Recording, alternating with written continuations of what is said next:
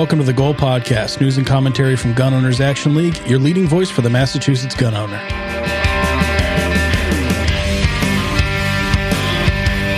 I'm Garrett with Jeff across the table. It's getting a little colder. We're moving into wintertime. I know, it's starting to be a problem. It's a little chilly. Yeah, it's like you just get up in the morning, you're like, now I got to start the car before I get out there. Yeah. Kind of warm things up a little bit. It's not. It's cold enough in the morning that I feel like you can't just muscle through it anymore. You got to. Yeah, right. You actually have to wear a coat and, Yep.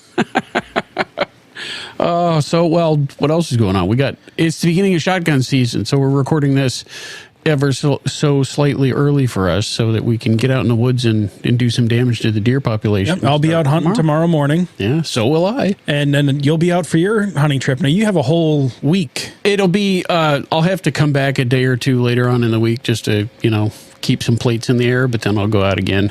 So this week, the first week of shotgun is typically pretty sporadic for me. I'll be in and out and all around and everything.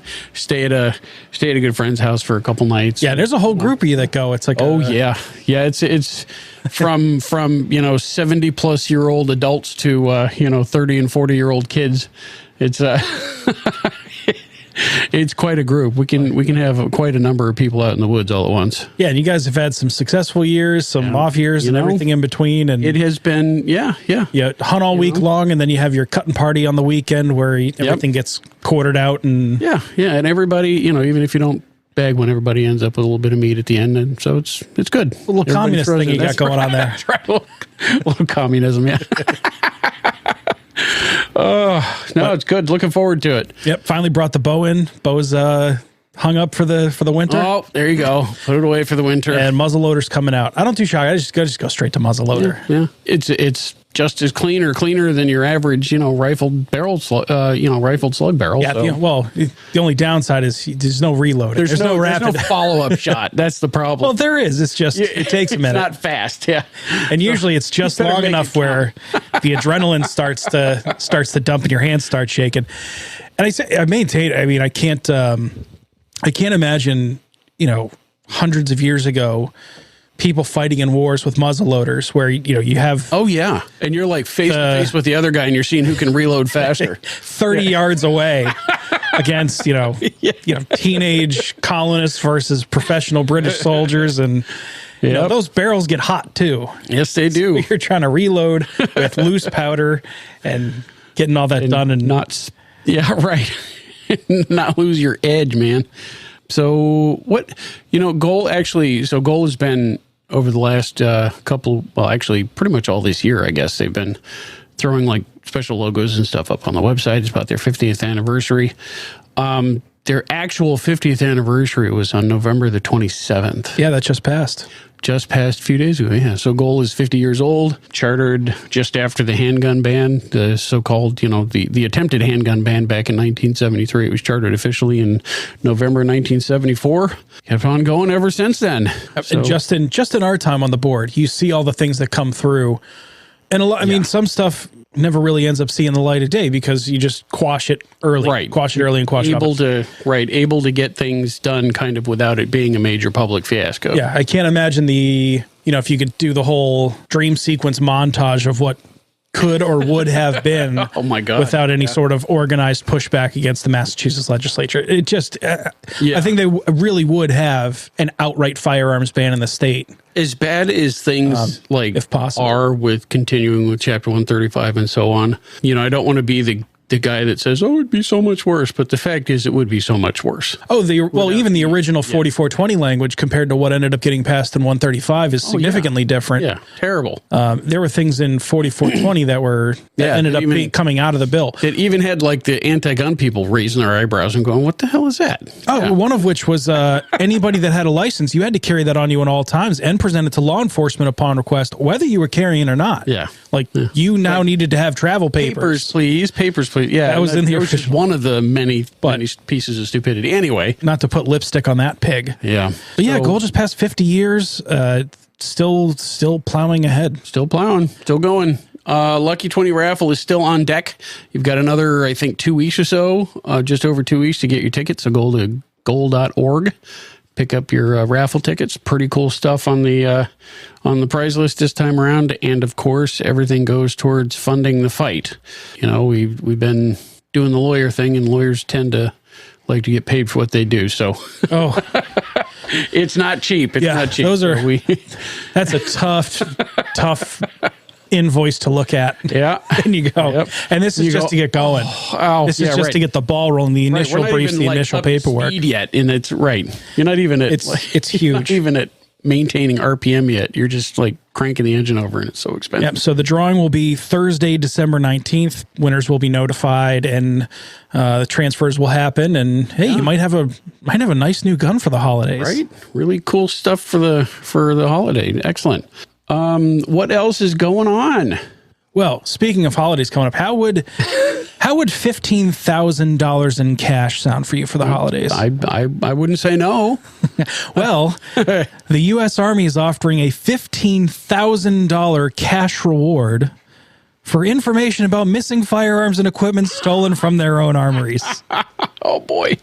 So originally reported missing from Fort Moore, which is formerly Fort Benning in Georgia back in May. The Army cannot account for 31 M17 pistols, 2 sets of enhanced night vision goggles, and an ANPAS 13D thermal optic. Jesus. I have no idea what those cost, but I'm sure it's a pretty penny. I'm sure it's not cheap. All this from Fort Benning. Well, formerly Fort Benning. You had to drop that whole Confederacy thing because Fort Benning used to be named after a Confederate general. So like, you can't have. There were a handful of them. Yeah. So anyway, so it's all missing from one Army base, and they can't seem to find anything. Oh, darn! And all evidence indicates this was a theft. This isn't just an accounting error. It went right out the back door. But this is not entirely isolated. So the article I was reading about the whole situation said a 2021 Associated Press investigatory report revealed that between 2010 and 2020, approximately 1,900 firearms disappeared from U.S. military inventories, some of which later appeared at crime scenes and have now been labeled crime guns. Crime guns. Oh, look at that. Can we call the U.S. Department of Defense a crime gun dealer? A purveyor of crime guns. Well, what was I reading a week or two ago? When was the last time the Department of Defense actually passed an audit? Was it like, have they ever? It's been years. It's been years. And that's one of those things where, like, on one hand, you know that there's some black budget in there somewhere where cash is going to a thing, and it's just written off as missing expenses. It's a loss. But at the same time, they're like, we just can't find, I don't know, $10 billion. Who knows where that Who knows? It's a loss. It's just a drop in the bucket.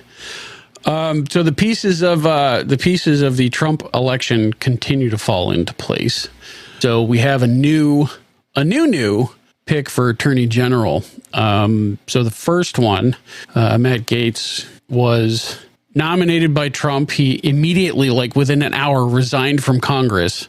And then the backlash started against him because of all the allegations and so forth that he's been facing. So after a few days, he withdrew himself from consideration, or at least that's the public story, but declined to go back to Congress. So he's out. He's like out. Well, I mean, he couldn't go back to Congress. He resigned his seat. Well, I am not actually sure how that works, because I think that they actually sit the Congress, and somebody who's smarter than me can weigh in on this. But I think when he quit, he actually quit this Congress, but he'd been elected to the next Congress already. So I don't know if that means he couldn't, take his seat. I don't know. But in any case, he's out, and the former AG of Florida, Pam Bondi, is in. Yeah. So she was the Attorney General of Florida from 2011 to 2019 under Governor Rick Scott. But the question comes in from the Second Amendment perspective is, what is her position on firearms in the Second Amendment? And there's some questions. She's got a little bit of a checkered history on this stuff. I'm sure from, the RNC perspective, she's great. She's done a lot of stuff that a lot of pro-conservative people like. But from the Second Amendment side, she was actually named in a lawsuit. Yes, she was. From the NRA. When we talked NRA, we've talked about it before on the podcast. I couldn't find exactly which episode it was in. But we did talk about it. NRA v. Bondi. So this was a lawsuit that challenged Florida's laws prohibiting those folks over 18 but under 21 from purchasing long guns. Yep. Now, currently, The case is named National Rifle Association v. Commissioner of Florida Department of Law Enforcement. Right. Like the suit is against the office, not the individual. Right. It just changed names, but it was filed when she was the AG of Florida. Right. So this went up to the 11th Circuit Court of Appeals, which upheld the Florida decision as constitutional. The NRA requested and was granted an en banc review. Oral arguments were held on October 22nd of this year, so maybe a month and a half ago. And that decision's still pending. She also defended the red flag law after Parkland. So we've discussed before, the issues with the previous Trump administration regarding red flag laws and the bump stock stuff. Yeah, ban them now to deal with it. Yeah, right. Back when that was going on. So Bondi defended that red flag legislation following the Marjorie Stoneman Douglas school incident in Parkland, Florida. So her argument in press conference sitting with President Trump argued for what they called their gun violence restraining order, where if a person was civilly committed under a piece of Florida law called the Baker Act, law enforcement can immediately seize their firearms for the duration of the commitment.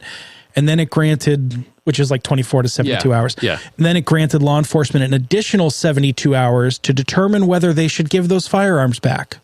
Or go to a judge. Or go to a judge to just say, hey, we're going to keep these and go further down the process. In practical reality, what law enforcement agency is going to go, oh, you're out of the hospital. Here's your guns back. We'll totally be the people that gave you your guns. Yeah, we hauled you off there, and now we're just going to give them back. Yeah. Here you go. But in the interview, Bondi said, quote, what we want to do is let law enforcement come in and take the guns. And Trump kind of interjected. He said, good, you want them to take the guns without going through 6 months of legal trials. And Bondi replied, exactly. Yeah. So that was the whole take the guns first, due process second, which is... When you say that, this is what we're referring to, this incident. Which due process second is the exact opposite of due process. Right. Yeah, that's not due process. Yeah, so she's got kind of a... she says the right things now, but she's got some kind of questionable things in her past. I mean, I guess we'll see. Trump has said that things like, suppressors and so forth, he'll sign them if they show up on his desk. And there's a lot of saying the right things going on right now, but we're going to have to wait until the rubber actually hits the road to see how people are going to deliver. They're going to deliver on promises because, we know if the election had gone the other way, we know how these things would be working out. Oh, absolutely. So, I don't know. I guess we're going to have to see. Yeah. Now, interestingly, so the administration's pick for FBI director is Kash Patel, who... Yeah, that was just very recently, today. Who has been rather outspoken supporter of the Second Amendment. Mm-hmm. But the director of the FBI still falls under the Justice Department. The Department of Justice, the Attorney General, so... that doesn't really change anything for the ATF. That just, okay, so there's a pro-gun guy at the head of the FBI. Yeah. And that doesn't really change much for the landscape of the Second Amendment in a meaningful way, I don't think. I don't know. But we'll see what he does for a pick for ATF. Everybody's going to Brendan Herrera. I guess we'll see. Which I get as the trolling fun pick. Exactly. But I don't think that's going to happen, but it would be funny. But he's going to have to come up with somebody because I don't think he's going to keep Dettel back. Oh, I sincerely hope not. Yeah. I sincerely hope that they go through and they get rid of everybody who every time they went before Congress gave the wishy-washy political answers. Yep. Clean them all out. It's one of the things that I like about some of the picks that are coming out is they're very direct. They answer direct questions with direct answers. Yeah. And you get a feeling that you understand what they're thinking and what they're going to do. As opposed to the people that say, well, I can't, right. I understand I'm legally obligated to answer your question, but my department policy is to not say anything. So therefore, we're going to stonewall and not answer the public's rather reasonable questions. So we're going to be as wishy-washy as possible. So we shall see moving forward. Paris v. Lara, Third Circuit. So this is another age-based gun ban, right? Yeah, so... kind of trailing off of this one. So this is a case that's ongoing. Paris v. Lara, the Third Circuit challenge to an age-based gun ban. So briefs have been filed. FPC announced supplemental briefs have been filed in its case, Paris v. Lara, a challenge to Pennsylvania's age-based gun ban that restricts 18 to 20-year-olds from possessing and carrying firearms for self-defense. This is one of the cases very recently remanded by the Supreme Court following Rahimi. Right. They shot this one back down to say, rehear this and in light of the Rahimi decision. So. Right. So then supplemental briefs go in from the interested parties, from the plaintiffs, from the defendants to say, okay, with this decision now in mind, here is our argument. Yeah. So, FPC continues to argue there's no historical record or tradition of restricting 18 to 20-year-olds from keeping and bearing arms. There isn't. And it arbitrarily... You get your first gun when you're like 8, But it arbitrarily disarms a class of adults who fall under the Second Amendment protection. That is always like stuck in my teeth, about you're a law-abiding adult who's allowed to go off and carry a gun in war, but you can't have one to defend yourself and your family. And while conscription and drafts have not happened since Vietnam, if the government conceivably could, if the government can come and put a gun to your head and say you're going to now carry a gun for us, why are you not? Why couldn't you? Why magically wouldn't you be not allowed to protect yourself? Yeah, it's insane. Insane. So if you'd like to read the brief can be viewed at firearmspolicy.org/Lara, LARA. And Snope v. Brown. So the latest on the case is that the Supreme Court has distributed it for their December 13th conference, which is coming up in just a couple of weeks. And then a few days later, I guess they'll issue their orders on it. Give us the background on this one. Well, we talked about this last podcast and said that, so Snope v. Brown is the challenge to Maryland's assault weapon ban. Yep. Which is huge. That's going to have major impact for the entire country. This has the potential to unload assault weapons bans across the country. Oh, First Circuit, Second Circuit, Third Circuit, Ninth Circuit, 11th Circuit. Including right here in Massachusetts. Exactly. So the case is being distributed for conference on Friday, December 13th. Now, what that really means is that, the Supreme Court procedurally pile of petitions for certiorari. Yeah, they're not under any obligation to hear any case at all, which is sometimes I think people believe that they are required to take certain cases. But they take what they want. They take what they deem fit.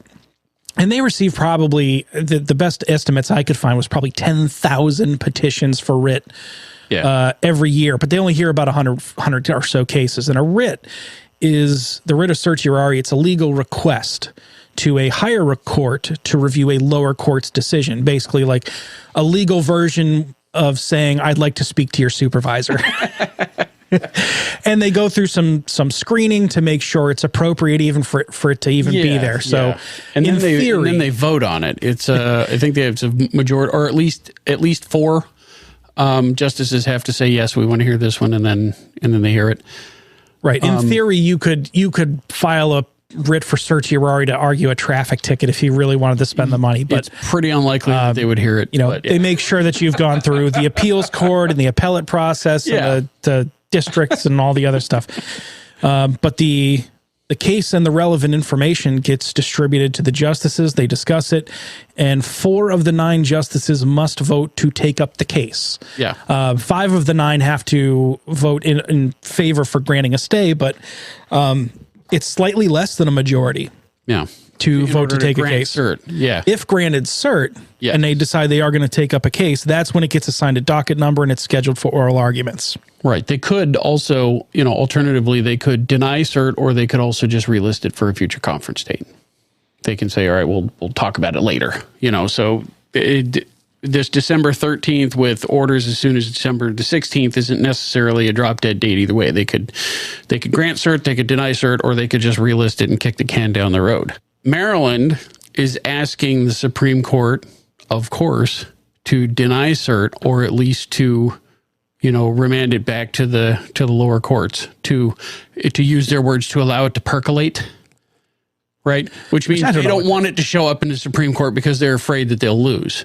So right now, the circuit court decision stands. So naturally, they don't want it to go up to the Supreme Court because there's a chance it'll get shot down and slapped in their faces over it. And of course, their arguments are essentially saying, like, hey, listen, there's we're clear on how we feel about it, so there's really no issue to discuss here. Right. But either way, so we should know. So per the SupremeCourt.gov website, the court will release an order list at 9:30 a.m. Monday, December 16th, where we'll find out what they decided in the the future of this case, which, like you said, they could grant, and then they got to schedule oral arguments and so on and so forth. They could say, hey, we're not taking this up and we're going to let the lower court decision stand. There's a few different things that they can do, but it will be telling as of Monday morning, December 16th, what may or may not happen. If they grant cert, I'm hoping that they do, because, well, yeah, we'll see. The interesting piece from the reply brief on this, quote, incredibly, in the 16 years since Heller, every single court of appeals to consider the question has concluded that such bans are constitutional, employing a variety of tests that are uniform only in their failure to adhere to the principles established by this court. Maryland is asking this court to deny certiorari to allow even more time for percolation. But enough is enough. The lower courts have proven themselves incapable of following Heller's clear guidance, and this court should intervene without delay. So, in response to Maryland saying, no, just deny cert, kick the can down the road, we'll figure it out.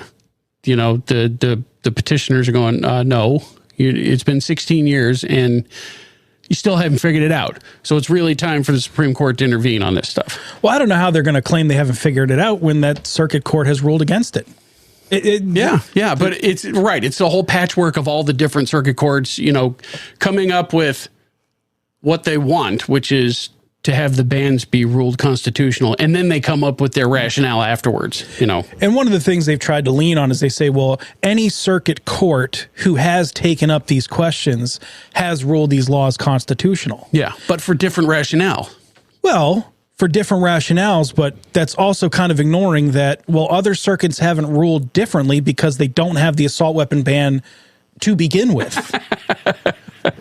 Yeah, right. Yeah, it's kind of a little bit of the tail wagging the dog here. It's that famous picture of the airplane with the bullet holes in it, and they're like, this is the one that came back. Yes, where should we put the armor? Yeah, right. Exactly. So they're saying, well, because anti-Second Amendment groups have all ruled the same way, therefore there is consensus, and that unto itself should answer the question. My goodness, there's a lot going on. Hopefully we'll have some good news in the next few weeks.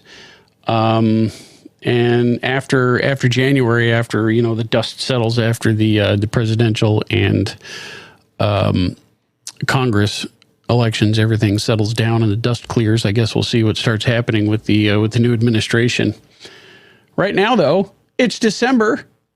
It's our first episode in December, and we've been traditionally. Can you believe we've been doing this for 4 years? I believe it.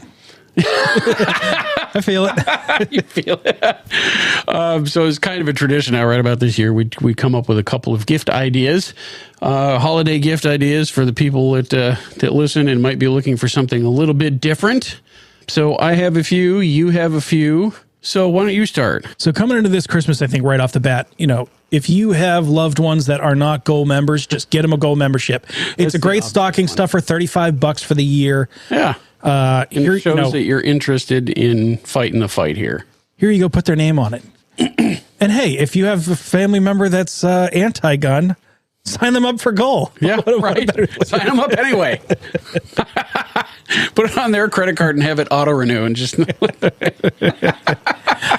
But as far as opening something under the tree, this is something that I've had for over a year now, but the Hornady cordless LED safe light. Oh, yes. So Hornady generally makes really, really good stuff. I don't have the Hornady one, so you have to tell me about them. I just have the cheap Amazon special. So this is a little stick-up like LED strip. Yeah. They sell them at the Hornady store. So if you just go on Hornady's website and click store and go through that stuff, they're about $30. But it's a battery-powered, motion-activated stick-up LED strip. It goes inside your gun safe or locker. It's also good for cabinets, pantries, linen closets, anywhere you want to put them up. Right on. But it puts off a decent amount of light. So when you open up your safe, when you open up that locker or closet or wherever you happen to store your firearms, you can see what you're getting and grabbing. It's like if you don't have lights inside your safe, you're missing out because it's like night and day. Yeah, and it's motion activated. You just reach in for something and it turns on. Yeah. And as far as it's battery powered, so no cords, cables. You don't have to drill a hole in your safe and run a line out. Mine runs out through the wire hole that's in the back of the safe, and it's plugged in. So how long does your battery last? I've had mine for well over a year, and I've only replaced the batteries once in the locker that I use like multiple times a day. Okay. So I have two like gun storage cabinets. Yeah. One is the stuff that I don't use that often. You know, the muzzle loader, the coach gun, all the little fun things that I don't shoot that much. Fun stuff. And then the other one is the stuff that I'm always going in and getting and grabbing. So my concealed carry stuff, my home defense shotgun, the things that are coming and going, and hey, I'm going to pull this out for the night. I'm going to carry this firearm, or this is what's going in the bedside store, whatever. Yeah, right on. So the one that I'm going into multiple times a day, I've replaced those batteries once. But again, it's a couple of, I think, AAAs. Really? And to do that, like, do your smoke detector batteries and do your lights and all that stuff at the same time once or twice a year. That's worth it. It's not a tough thing to keep up. And it's just one of those things that now that I have it, I can't imagine living without it. Yeah, right. Oh, really cool. Really cool. So stocking stuffer-ish for me, my first pick was the Dark Energy Carabiner Pro. It's a, you have a million different options for the gimmicky, multi-tool thing. This is a carabiner, which seems to actually be pretty good quality. It's about $23. It's a survival carabiner. It's got a knife on it, bottle opener, 2 screwdrivers, window punch, etc. It's just one of your standard, multi-tool things. But this one stuck out to me. It's $23. I love those things. If it doesn't have a bottle opener on it, then what are you doing? What do you do? Right. If it's tactical and doesn't have a bottle opener, is it even tactical? Is it really tactical? Yeah. So $23 available on the Amazons. What do you got next? So this is another thing that I've been using this for a while. So all of the things that I'm recommending are things that I've used, tried, and I actually believe that there's value in.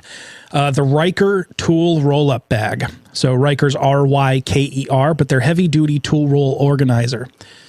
So this is a tool roll, but it has zippered pouches instead of just like little slots that you put stuff in.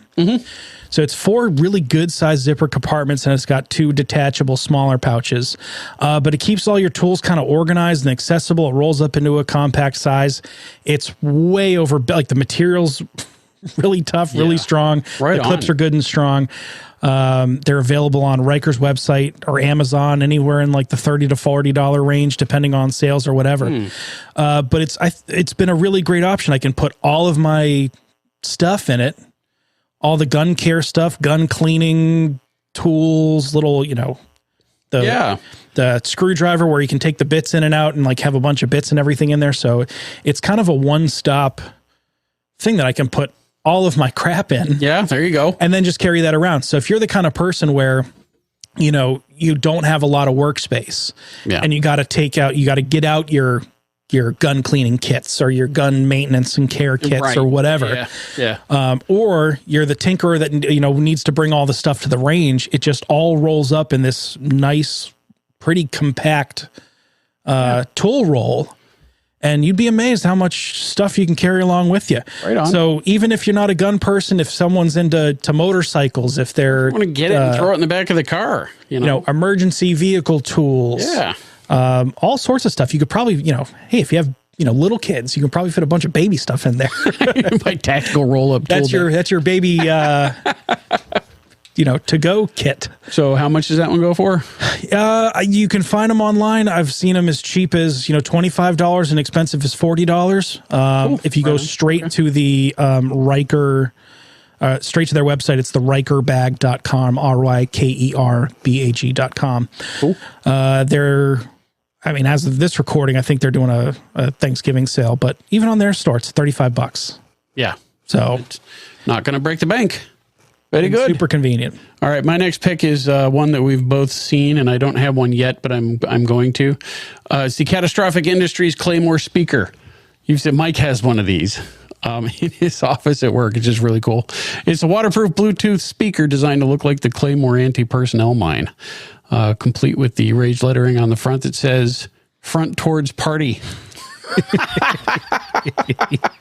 I've seen a couple of people have these things, and they're just fabulous. I just want one. They go about $100 at the usual locations, but they're really cool. And they actually work pretty well. I've heard them, so they're not like gimmicky trash. They actually work pretty well. Yeah. Mike's a music guy too. So yeah. So he would know. But yeah, it's fun. It's fun. Decent sound there. That's a cool look. Yeah. There you go. What's next? Next on my list was the original Pete shoe and boot dryer. Oh, you got to have a boot dryer. So Pete, it's PEET. But this has been around for more than a minute. Yeah. Yeah. If you hunt or if you spend any time outdoors with like moisture barrier shoes, they can get pretty rank in a hurry. Especially if you're going day after day, that they get pretty bad. But even going out and shoveling your driveway. Yeah. Going out in the sleet and the slush and the snow and your feet get wet, your boots get wet, your socks get wet. So the original Pete electric shoe and boot dryer on their website sells for $50. You just plug it into a regular outlet. Yeah, and just drop your boots right on top. And you put your boots on top. They, according to their pitch, safe, silent, and energy efficient. I don't care about energy efficient. I want dry boots. But it uses a convection to circulate warm air up through the ports, and it does a pretty good job and quickly dries your footwear and outdoor gear. Right on. But because it's convection based and there's no fans, so it's perfectly silent. You can have it in your bedroom, no problem. They say it uses less electricity than a low watt light bulb, so they say you can just leave it plugged in all the time. But because it's gentle, warm air, it's safe on leather, rubber, vinyl, neoprene, boot liners, synthetics, fleece. Neuralgia. It's a cure for baldness. That's it. Right on. But so it comes with a 25-year warranty. Oh, there you go. I mean, that's right on. That ain't bad. And I've put my hunting boots through the washer. Where I've actually poured water out of them coming out. I threw them on that dryer, and I want to say I think I threw them on the dryer like in the early afternoon. And by the next morning, they were warm.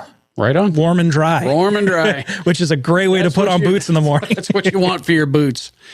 All right, my next up is topical, actually, since the Massachusetts Supreme Judicial Court ruled in August of 2024 that the state ban on switchblades is unconstitutional. You can show your gift recipient how much you care with a brand new knife. Switchblade, automatic knife. You can buy them now. So the one I would like to have, if you're paying attention, is the Hawk Deadlock Model C. It has titanium handles, double-edged CPM 20 CV, which is it's like a next level, alloy, stainless steel alloy for blades. But it only goes $3,500. Just a short $3,500. Yeah. So, if you want something to throw in my stocking, if you want to come down to earth a little bit more, Kershaw, Microtech, Benchmade, you can typically get out the front auto knives in like the $250 to $300 range. If you want to, go bargain basement on those. But they're legal in Massachusetts now by court decree. So go get one.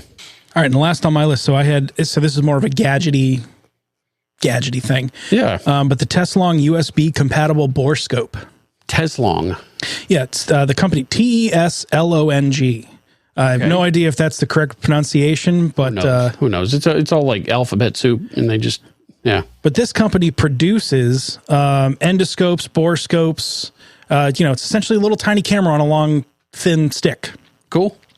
But they have all sorts of different makes and models. They have some that are just, hey, you plug it into a USB port on your computer. They have some that come with their own little built-in screen. I personally have the 45-inch flexible USB bore scope. Right. So all I do is like plug it into my tablet, and I go to my tablet and I say, all right, turn the camera on and use that bore scope. And now I have a nice, Microsoft Surface tablet-sized screen, and I can run that down the barrel of pistols, rifles, shotguns, whatever I want. Going on down there. And I can look at the condition of the bore. I like it. They do have Wi-Fi capable models for use with mobile phones and smartphones. Jeez. Price ranges can vary depending on, length and screen sizes and some options, but anywhere between $50 to $250. Right on. They do say, and it does come with several warnings, that this is not for internal use. You still got to go get your colonoscopy from the doctor, folks. Sorry. I feel like I need to just add that in there as a warning. Do not take internally, but because somebody will. But I have used it a couple times, and while it is a very specific tool for a very specific thing, the times that I've needed to use it, it's been extraordinarily helpful. I have one. I don't think I have this one, but I have one, and I use it like check out the pellet stove auger, and it's one of those things that's just good to have around. Oh yeah, you find a million uses right, even though you don't use it every day. So you can even, hey, I need to see like back behind the thing. Yeah. And just run that back there. Yeah. Works out cool nice. Little tool. And anywhere $50 to $250. Last up on my list is I'm pretty sure we talked about these because you have them and I have them now, and I just got them for Christmas last year. And after a year, I'm extremely pleased with them. The Sword and Supreme Pro X headset mufflers, earmuffs. Oh, well worth it. I absolutely love these things. They are expensive. They are almost $300. And you go, my God, why would I spend $300 on earmuffs when I can get Walkers or something else? You can get the Howard Lights out of Amazon for $30. Yeah. And I totally understand. Yeah. And I was that guy. I had those, and I went through them over and over and over again. And like last year, I threw these Swordens on my wish list, and Robin got them for me. And it's a game changer, absolute game changer. I love them. We go out and teach, and I spend all day, out on the range with these things, and I don't get a headache, and they work like they're supposed to, and they're noise limiting. They're not canceling. Right. So they cut down the level instead of like turning off the earmuffs for a few seconds. That's really irritating to me. But the way that these do it, they actually like level out the sound, and the sound was really great. Yeah, we've done it in a couple of classes that you've taught, and where I've come to help on the range and stuff. And I have a pair of the Howard Lights, a pair of the Walkers, and then the Swordens. Yep. And say, all right, try each one of them on and see. Here's a few different price points. Mm-hmm. And see which ones, everybody puts the Swordens on and they go, oh my God. These are fantastic. This is. Yeah. It's like wrapping a cloud around. Well, just the quality of the microphone, the quality of the internal speakers, the materials, the company. Yeah. And then I look at that as if you're the kind of person that is going to the range, for like if that's any a day, period of time, like I'm going to go to the range for the morning. Yeah, I wear like the cheap ones. After an hour, I start getting a headache. My temples start hurting, and it's wrapping around my ears and stuff. But these all day long, no problem. And especially with the gel cups, it kind of fits around the edges of your glasses, so you don't get any sound leak in. Fabulous. And I know folks that hunt with them. Yeah. And they say that they can actually hear, you can turn them up and you can hear things better. Yeah. Oh, yeah. With the Swords. Yeah, the amplification is like 4-to-1. It's great. And the one feature they have that I think that really puts them head and shoulders above everybody else is that there's an automatic shutoff. So it shuts itself off after a few hours. It won't eat the batteries. So if you forget to turn it off. Yeah. Then it will shut itself off and save the batteries. I can't tell you how many times I've had Walkers or something else where the switch gets bumped in the bag or in the vehicle, and next thing you know, you go to the range the next time and the batteries are dead. So I'm still on the original set of batteries for my Swordens. These are great. Me too, actually. So when the changing the batteries on these is a little weird. Installing the batteries is a little bit bizarre the way they do it, but they do it that way for the weatherproofing and the sealing up the battery compartment and so forth. So get used to it, but they're fabulous. You can get them anywhere. They run $275, $300. You can get them in a couple different flavors and so forth. And they have like a little jack if you want to plug in your audio source. Yeah, you can listen to tunes. Right. Rock. Put on some epic, put on Creedence or something. Fortunate Son while you're at the range. No, good stuff. But those are fabulous. I like them a lot. Go get them. So I guess that's Christmas. The holiday gift giving guide of 2024. So for all the gift recipients in your life. Before we check out for the evening, I had this one little piece that I found on The Truth About Guns from just a couple days ago. The oldest gun ever found in the U.S. has been unearthed in Arizona. The oldest ever firearm found in the United States. So as far as we know, it's the oldest gun that has been located in the continental United States, in the U.S. This was found in Arizona. It's a cannon, a light cannon. So it's long, slender, meant to be and it's got the lug on the bottom meant to be braced against like wooden, Like a little wooden carriage. But yeah, it's like a fort mounted gun kind of a thing. It's not. Okay. It's not your big cannon that gets carried along on a caisson. It's for like fort defense out in the frontier. They're estimating that it's 480 years old, and it was found in an adobe ruin out in Arizona. Really cool. So the research is they don't think it was ever fired. So it was likely part of like the first exploration through that area of the country, which is left behind. And they say that, what was it? San Geronimo III is the first European settlement, is what they think. It traced back to around 1540.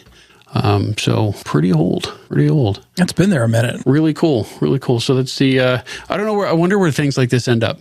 Do they go like, obviously it belongs in a museum, but where, who gets to lay claim to stuff like that? I think it certainly should be in the Smithsonian or something. I would think so. Yeah.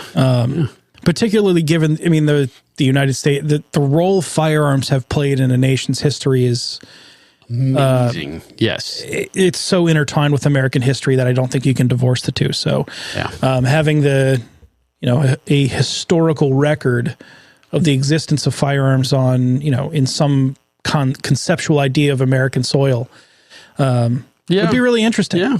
Yeah. I mean, the history of America is the history of firearms here. You know? And I wonder if they could do some sort of testing to figure out exactly where it came from. I mean, it has to come it was found, and it has to be some sort of foundry that created it. And if you know that, then you can maybe figure out exactly how it ended up there. Yeah. But amazing that it lasted for so long.